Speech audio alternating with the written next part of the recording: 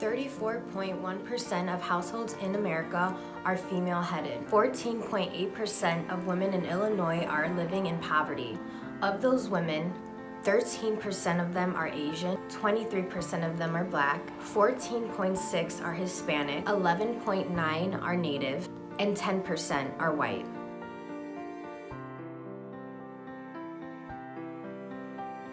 Some social problems leading to women in poverty consist of divorce, low-paying jobs, teenage pregnancy, low child support or none at all, lack of affordable and unreliable daycare. Female-headed households are more inclined to be food insecure. Being food insecure, according to the U.S. Department of Agriculture, means not having a regular, reliable access to the foods needed for good health.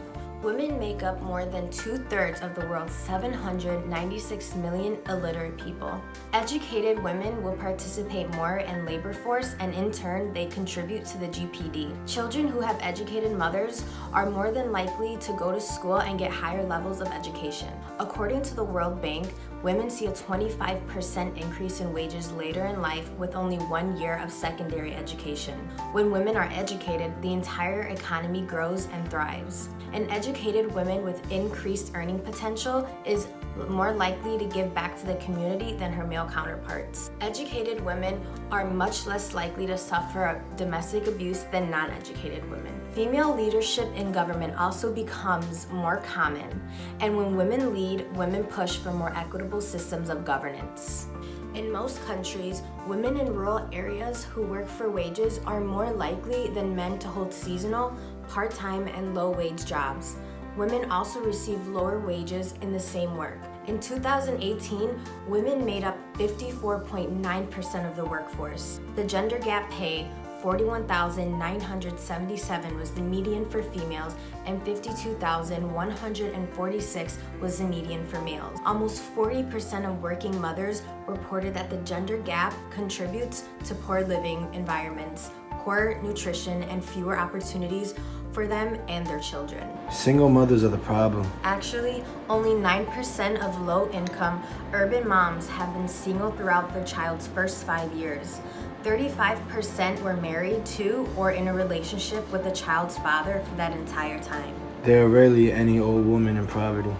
Actually, poverty affects not only young and adult women, but also older women.